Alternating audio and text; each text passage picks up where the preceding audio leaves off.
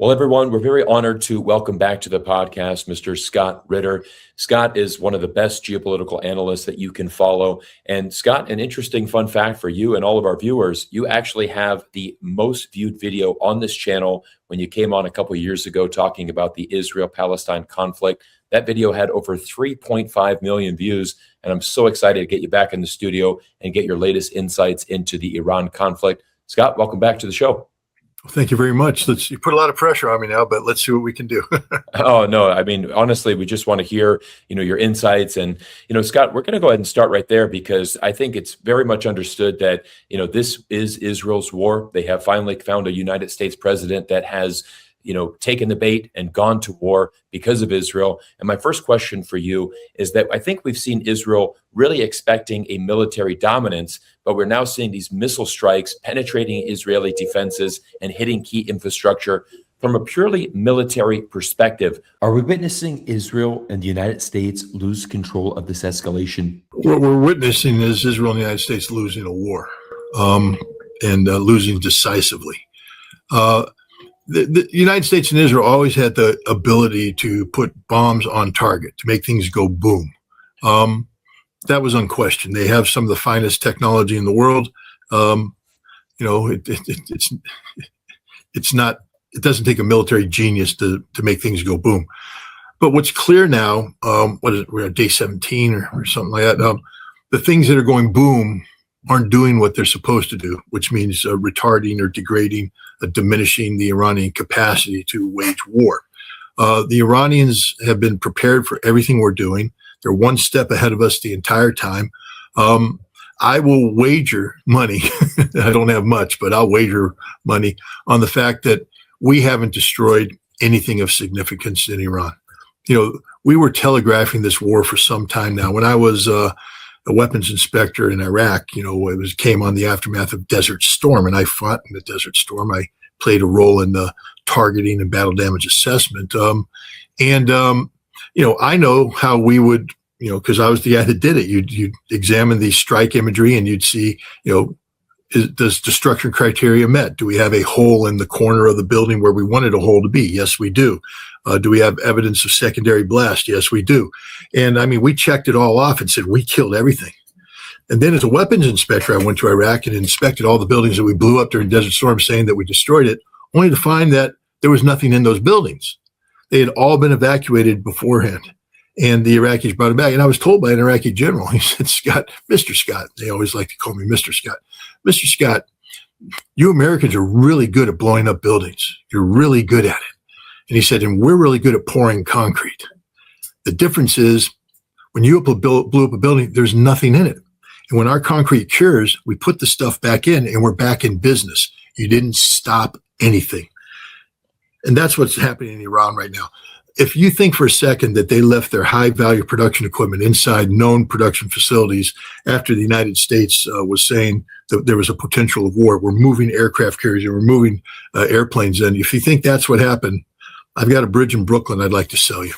I'll give you a good rate, but you're still going to buy it because it belongs to me, because you'll believe anything. These are empty buildings. So we're not achieving the result. That means that Iran's recovery from this conflict will be much quicker than anybody believes. They just have to build buildings. But what's inside the buildings, the expensive stuff, is being preserved in one of over 120 different hide sites that they've constructed inside the mountains. The Firdos underground nuclear enrichment facility that Trump bombed during Operation Midnight Hammer in June originally wasn't designed to hold centrifuge cascades. It was a hide site. They just basically went and carved out inside a mountain, and they had these standby hide sites in case of a war where they would take material and hide it in there.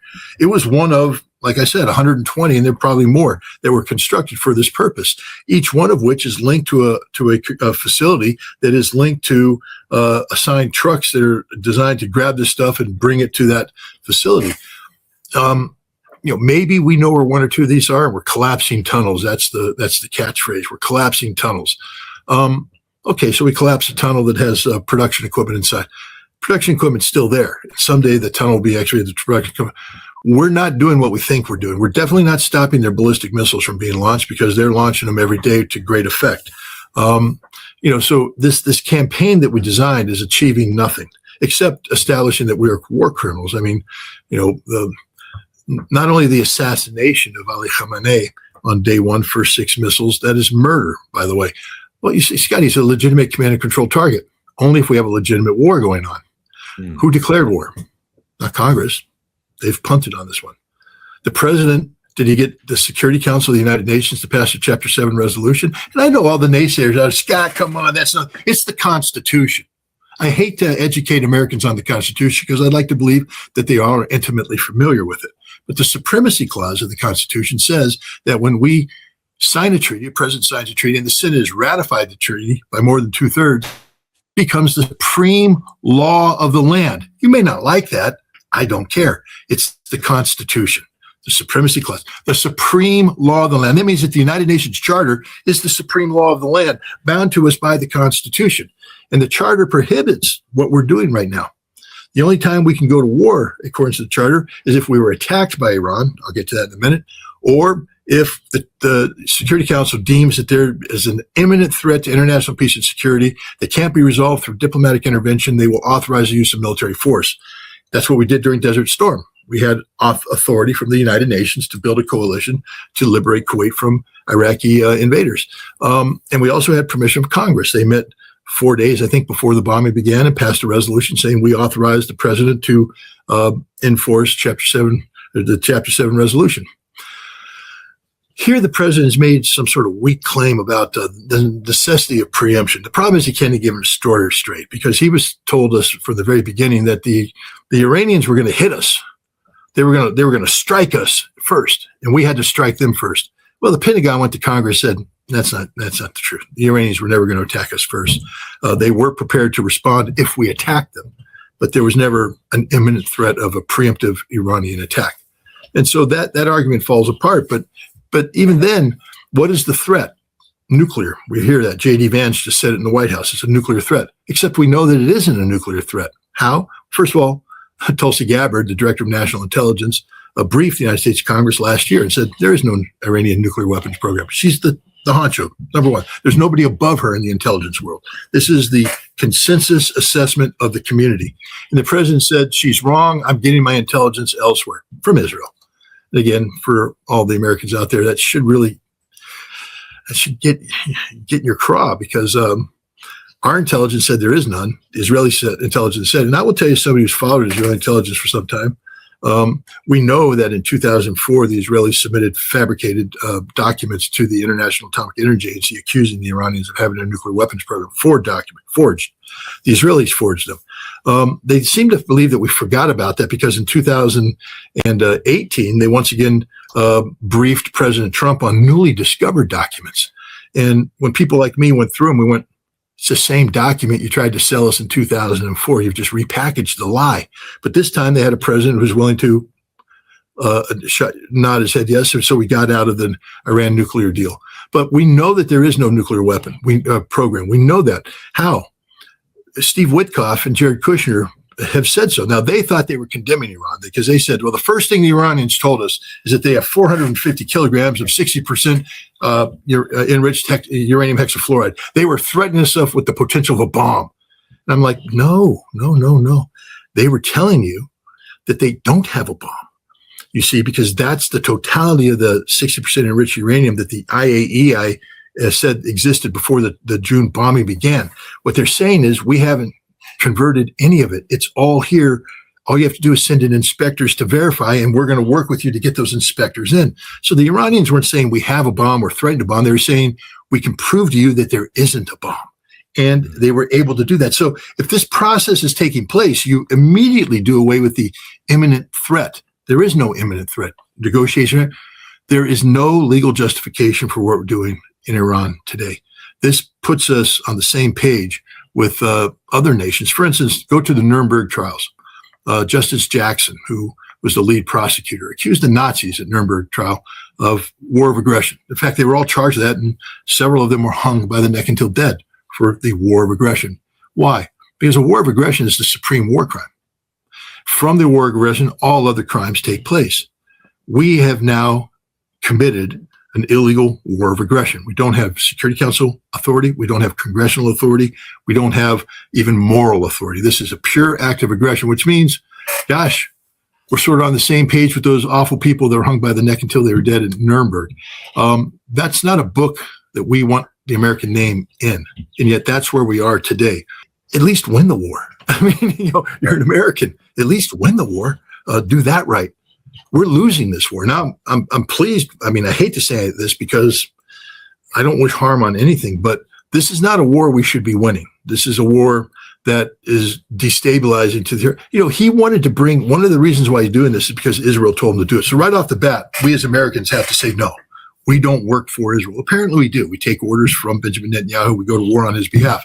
But he also wanted to basically bring Iran's head with him to China. He was supposed to go to China next month. And he wanted to bring Venezuela head and Iran's head and throw it on the table in front of Xi Jinping and say, I am Donald Trump, the conqueror. You must kneel before me and quiver in fear. Well, Trump just said, I'm not going to China right now.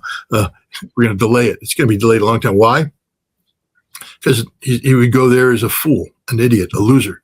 And the worst thing is, this was all predictable. Donald Trump can sit there and say, as he does now, no one ever thought they would close the Strait of Hormuz. He could say, no one ever thought they would strike American bases. He said that. We never thought they would strike American bases. He would say, we didn't think that their government would last. And we didn't think they had this many missiles and that to be able to fire this way. Well, that's just a straight up lie. The chairman of the Joint Chiefs of Staff briefed the president on the JCS assessment, which was that the Iranians will close the Strait of Hormuz, and there's nothing America can do about it. So we have to anticipate that closure. If you want to free that, then you got to mobilize around 150, 200,000 troops who have to come in and seize that. But without those troops and the ability to project that power forward, the Strait of Hormuz will be closed. He was also told that we are going to run out of defensive interceptors. And then we'll be defenseless in the face of Iranians who will not run out of missiles. They will hit every target, Israel, and all of our bases. He was told this by the chairman of the Joint Chiefs of Staff. He was told everything. Now, today he's pretending I wasn't told any of it. Worse, Tulsi Gabbard, the director of national intelligence, commissioned an intelligence assessment from the National Intelligence Council that said, you won't achieve regime change. If you kill Ali Khamenei, all you do is rally the nation around that there is no chance of regime change. She talked about the dangers to the global economy. Basically, everything that happened was told to the president before he made the decision that we're going to lose this war, lose it decisively, that we lack the capacity to win this, that all of our goals and objectives are unachievable. Yeah. And he went to war. Yeah. No. I mean, this is a fantastic insight. And, for our interviews, I just like to give you the floor and get your insights. I mean, these are incredible. And this is the stuff that is not published on mainstream media. This is why we have to do these interviews. And I want to ask you a question, about the missiles that Iran has, because no one understands, the missiles and the warfare as good as you do. So when we look at Iran's missile arsenal, the ballistic missiles, hypersonics, drone swarms, how capable is Iran moving forward and, in order to continue their counterattack? The Iranians started their missile business during the Iran-Iraq war. The Iraqis had Russian-made Scud missiles that they were firing into Iranian cities. So the Iranians went to Libya and then to Syria to acquire, I think actually Syria first, then Libya, to acquire their own Scud missile capabilities. And then when those venues shut down, they went to North Korea and got the North Korean, version of the Scud. But they basically purchased these missiles and they developed their own missile force. Over the years, they've expanded their missiles, improved it. They've reverse engineered. The Iranians are some of the most capable engineers you're ever going to meet. I remember when I was talking to IAEA inspectors about the Iranian nuclear program, the one guy said, Scott, what you have to understand is, we're dealing with a cadre of nuclear scientists, all of whom are educated to the highest possible standards. Iran has the highest percentage of peer-reviewed PhD theses in the nuclear field than any other nation in the world. Peer-reviewed. That doesn't mean inside Iran. That means put out there in Europe, United States, where all the prominent people are reviewing it, and these guys are coming back and passing their qualifications. These are the best scientists in the world, literally. And so when they reverse engineer this stuff, they immediately look at how to improve it, how to improve, the function of a liquid engine, how to improve guidance and control, how to streamline the airframe, all this sort of stuff. And over the years, they built, a new missile, then another missile, and each one's better. And then they get into a situation where, they have to potentially go to war with Israel. So, they're about the fourth generation of missile. They go, let's build a lot of these. And they did. 20 years ago, they built a whole bunch of a certain kind of a liquid fuel missile. And then they upgraded that. They moved into solid rocket propellant. They moved into maneuvering warheads. They started to there. But when this war started, the Iranians simply fired those 20-year-old missiles. They saturated the air defense systems, and many of those missiles got through. But people are like, why aren't they sustaining the launch rate? Because they don't want these missiles. These are just basically to get us to fire off all of our high value ballistic missile interceptors. What they want are the missiles they have now. Solid rocket fuel, which means it's fast. A liquid fuel engine. Now the Iranians have developed their fuel so that they can actually load it up, and it's treated like a cartridge of ammunition. But once you put that fuel in, you either have to drain the fuel and refurbish the missile, or you have to use it. And so if they think there's going to be a crisis, they're going to pre-fuel these missiles as rounds of ammunition, which means they now will just get loaded on the launcher, taken, launched, lifted, and fired.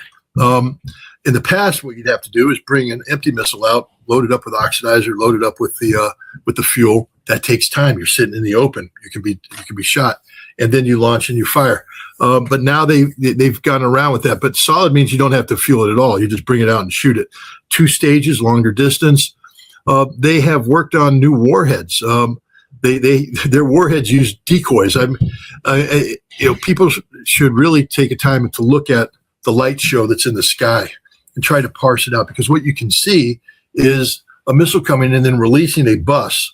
The bus has the warhead and the decoys, and you can see the decoys deploy, and you can look at how the purpose of the decoys, because watch what happens when the decoys deploy. They deploy forward and they get brighter.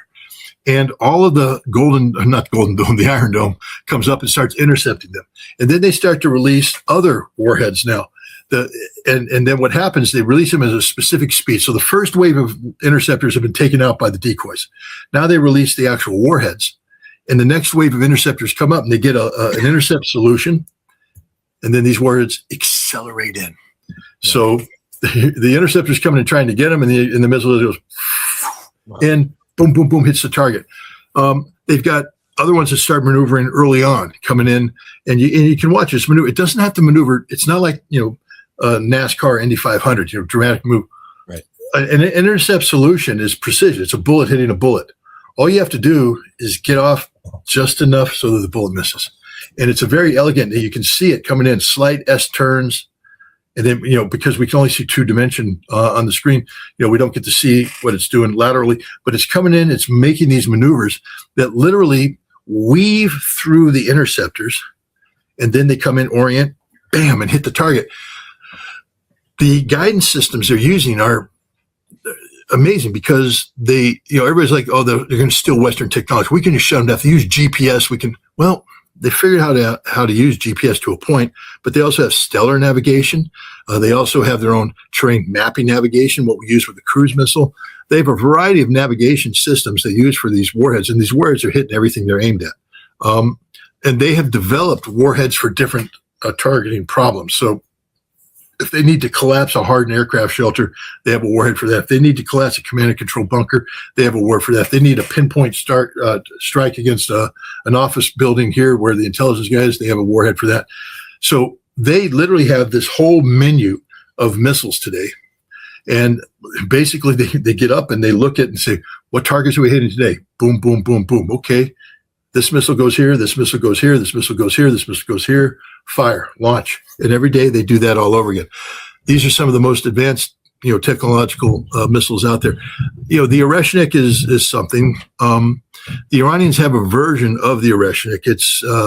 It's not quite as the warhead's not quite as big, but it is a warhead that comes in at hypersonic speeds, releases, and then has these submunitions get released to saturate and devastate an area. So, the Iranians have one of the most advanced ballistic missile programs in the entire world. And we are so far behind the eight ball. Just a quick reminder to people, the Patriot 3 missile system out there isn't shooting anything down. It shot down some of the old missiles. But it's a system that's linked to 1970s technology. Wow. Study the history of the Patriot. It used to be, they did something called, I think, Nike Hercules, and the Sprint and Spartan missile system, the radars that were used for that. And Raytheon and everybody built these things at great expense, but then we did away. We signed the ABM treaty, said we're not going to do this. They're like, well, what do we do? We got all this technology. What do we do? Well, somebody went to the Army and said, why don't you ask us to build a battlefield missile interceptor? Mm-hmm. And everyone went, oh, okay, we're going to ask you. They said, oh, well, we'll take this technology and we'll adapt it. So understand, we've taken technology from the 70s and we started adapting it. Now, that means that this technology from the 70s is designed to shoot down missiles from the 70s. Now we're adapting it. As we adapt it, the missiles get better. So now we've built a system that can't shoot down the missiles that exist today. So then we go into a cycle of software upgrades, and we start upgrading the software. And that's what happened during the Gulf War. The Gulf War, we were always behind. We were one software application behind the crude missiles that the Iraqis were firing.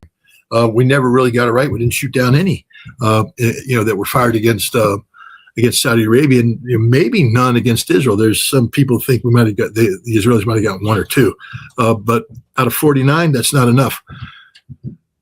The Russians have built new missile technology that's specifically designed to defeat not only Patriot but THAAD and any future missile defense system. We're out there. So when people talk about the Golden Dome and all that, it won't work. It's already been defeated. There is no missile defense shield out there. There never will be a missile defense shield because there will always be a weapon designed to build it. Now, it's not just the Russians and the Chinese that build these advanced weapons, though. North Koreans do. Now the Iranians do. The Iranians have some of the finest weapon systems ever designed, and they're designed to defeat American missile defense systems, which means there's nothing we can do to defend ourselves, even though we just robbed South Korea of 5 THAAD radars, which basically means that South Korea is literally blind. We're bringing them to where? To the Gulf Arab states who desperately need it? No. They're on their own. We're going to bring it to Israel. And all that's going to happen is the Iranians will find out where those 5 are, and they'll destroy them like they destroyed the others. Right. Yeah, Scott, I mean, your insights here are just absolutely incredible, because this is the kind of stuff that, again, we just don't hear in the media. And I mean, like you had mentioned earlier, Donald Trump was briefed on this. He decided to act by his own merit and just said, look, we're going to go ahead and launch this war. And I think what we're seeing now is we're really seeing this spiral into a much bigger regional conflict here. I want you to highlight that, because one of the things that Donald Trump has now admitted is he said, we had no idea that they could respond and knock out these THAAD programs like you had just mentioned. We didn't think that they would strike the other Gulf countries. We look at a city like Dubai, a beacon of safety for 40 plus years, pretty much ruined overnight, and that illusion of safety is now gone. Talk about more the regional conflict and how this could potentially spread and continue to spread throughout the entire Middle East. Well, the first thing we have to understand is that Iran has not attacked any nation that hasn't attacked Iran. Now you'll say, well, wait a minute, Scott, it's the Americans and the Israelis that are attacking. Why are they hitting the Gulf Arab states? Every Gulf Arab state they're hitting has played host to an American military base that has been involved directly or peripherally in the ongoing attacks against Iran. For instance, Al Udeid used to be packed full of airplanes, and all the airplanes left, and everybody's like, why are they hitting Al Udeid? There's nothing there. Well, they had a $1.1 billion radar whose whole sole job was to detect Iranian missile launches and send that data back to the Missile Defense Shield, therefore allowing quicker queuing times, better targeting solutions, etc. The Iranians took that out. They took out other communication hubs. Why? Because they were part of the conflict. There's no innocent party here. Bahrain has been involved. Kuwait has been involved. Saudi Arabia has been. I mean, the Saudi Arabians are very duplicitous. They're trying to pretend that they have nothing to do with this. But it's interesting that when they make a transponder mistake, suddenly we find that the Saudi airspace is full of F-16 and F-15s and KC-135 tankers and they're all landing at a given Saudi base, which is now being struck. No, the Saudis were up to here in this war. Everybody's up to here in this war. They're all providing bases and military support, which makes them active parties to the conflict. And the Iranians are targeting them, and in many cases punishing them. The United Arab Emirates will never be the same. They will never be the same. It may collapse, but these are governments that don't deserve to continue, and the Iranians are calling them out and saying, "You supported military action against us." And so they're winning. They're destroying the economies of these countries. They're forcing them to shut down energy production, which will have a resonating effect, a calamity on the global energy markets that has yet to properly manifest itself, but it's coming soon. Absolutely. But then there's also Israel. Israel is part of this. Israel's getting pounded. And then, the United States, our bases are also, being hit because they're American bases, not just, bases in the Middle East. The Iranians had all this targeted in advance, and they told the director of national intelligence told the president that these are the targets that the Iranians are going to hit. And there's nothing we can do to stop them because we don't have sufficient missile defense capability. So this was all known by the president before he pulled the trigger. Scott, I want to be respectful of your time. I know we've got a limited time together today, but I wanted to talk about, where do we go from here? Because I think it's largely understood now that Donald Trump is desperately looking for an exit ramp. Many people are saying he's going to simply declare a victory, pull his troops out, much like he did in Yemen. Where do you see the president going from here? And what is kind of the next future steps for the United States? I think he grossly underestimated Iran, as you've just pointed out in today's interview, as far as their capabilities and how they could respond. What is Donald Trump's next move? And where do you think the United States goes from here? Well, we know that he's made outreach to Russia, and that Steve Witkoff, who is his lead negotiator with Russia, met earlier this week in Miami with Kirill Dmitriev, which is Vladimir Putin's designated interface with Russian interface with Witkoff. Why? What would they be talking about? And the answer is a grand bargain, I believe. I think Russia is the key to bringing this conflict to an end, because Russia, together with China, can, if the conditions are right, probably get Iran to agree to stopping this conflict. But the conditions have to be right, which means I think the United States is going to have to accept inevitability that we aren't welcome in the Middle East anymore, and our infrastructure has been destroyed. We can't just simply fall in on the bases because the bases are destroyed, or the relationships with the host nation are destroyed, and that we have to leave. So I think it's very likely that what you'll see is a phased, comprehensive withdrawal plan to get American troops out of the Middle East. Russia will help broker that with the Iranians. There'll be some level of verification involved in that. But the idea is to get us brought down to as close to zero military presence in the region as possible. The Iranians will insist on lifting of sanctions in their totality. And they will insist on, being able to keep their ballistic missile capabilities, because it's a conventional capability and it proved its worth in gold. Nobody can argue that this was frivolous or superfluous. This was a necessary military capability that helped Iran defeat the United States. Iran will probably have to give up a couple things. In addition, they'll probably have to put their nuclear program back on the table. The deal that was brokered by the Omani government right before the bombs fell, it's probably a deal that the United States will have to accept. And basically it says that, they will be withdrawing from the nuclear deal. The United States will accept the nuclear deal. It says Iran will close all access, all paths to a nuclear weapon. And we'll accept that. That's a good deal. President can sell. So what I think we're going to see is a con man do his thing. I think you're going to see the president say, I won the war. It's over. Right. We won. We inflicted unprecedented damage. We sunk their fleet. We did everything. He'll not address the issue of ballistic missiles and say Iran will, of course, be allowed to, defend itself as it sees fit without a nuclear weapon. We've closed down that pathway, and it wouldn't have happened. He can make up any lie he wants to. That wouldn't have happened without this war. So this war was necessary to do that. And then he'll say, I am the greatest peacekeeper that ever walked the face of the earth, because now that I have won the war in Iran, and we've shut down their nuclear program, there's really no reason for us to maintain this very high-profile military mission in the Middle East. So we're going to withdraw back to Fortress America, which is what I promised in my national security strategy. So he can spin this thing in a way that makes it look like this was part of a master plan. Right. Unfortunately, I think it means that Cuba is probably going to have to get its head cut off, because the president needs a win. Right now, he desperately needs a win. He can't roll into the midterm elections with what is clearly a loss on his record, no matter how he spins it. But that loss can be mitigated by the fact that it really didn't impact the United States directly. Gas prices went up, et cetera, but that can't be stabilized. Cuba, on the other hand, if he's able to throw the Cuba on, for the American people in the lead up to the midterm elections, this is a big deal. Yeah. You win the state of Florida right off the bat. And you're going to win a lot of other states, because now you'll have accomplished what no other president could, the removal of the Cuban regime. So I do think there's the potential for a grand bargain here that Russia can broker with the assistance of China. Is it a guarantee that that's the way it's going to go? Of course not. Right. But I believe that's the direction we're heading. I've listened to every word the president has said. I'm looking for clues. And the clues are that he's going to be declaring victory. Right. How he defines that victory is another thing. But he'll declare victory, and then I think he's going to, rather than double down and reinforce the positions of the United States in the region, I think he's going to withdraw us and get us out and say, I am the peacekeeper. I did this. I created peace. I achieved this result, and we're done.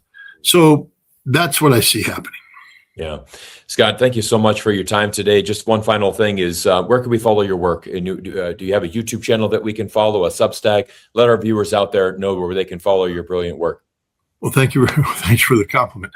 You can go to scottritter.com. It takes you to my Substack page. And on there, you'll see across the top, there's banners. So I have my YouTube channel there. I have different podcasts that I do and stuff. And it also will educate you about some of the projects I'm working on. For instance, I'm leaving for Russia on Friday. And we just talked about this grand bargain. I'll be meeting with very influential Russians to discuss this very issue. So my goal is to plant a kernel of thought in the minds of the Russian elite to maybe help facilitate this. Because to me, as an American, I need this war to end. This is bad for us. If the Russians can help us bring it into the war, that's great. I'm also, we speak of conflict resolution. I'll be going to Chechnya and trying to capture what it is that happened between the Chechens and the Russians that allowed them to go from two wars where they hated each other to where they are today, close allies, working closer together. What happened that allowed this to happen? What is the Chechen miracle? How do you define it? How do you package it? Because we're going to need something like that in Ukraine, between Ukraine and Russia, and we're going to need it between the United States and Iran. We're going to need conflict resolution models that we can draw upon. And so one of my goals and objectives in this trip is to that model. So if people go to the Substack, you'll see there's a donation page. I'm an independent journalist, and the only way I get to do this is through the donations of people. And if you think this work's important, feel free to hit the donate button. It will be all expended in a good cause. Absolutely. Well, Scott, I want to say thank you so much for your hard work, and I'm just so grateful for the chance to interview you and to bring this to our channel so that more Americans and more people around the world can get these insights. And for everybody watching, we're going to put the links down to Scott's website and all of his work that he's doing. We're going to put that in the links for you down below so that you can easily follow along. Scott, thank you so much. Wish you safe travels to Russia and a great mission forward. I agree. I mean, you and I are both United States citizens. We certainly want the best for our country, but we're also very passionate about speaking the truth and calling out, the BS when we see it. And hopefully this does result in some change. So everyone, thank you for making it to this point of the video. Thanks for spending time with us, and we look forward to our next interview soon.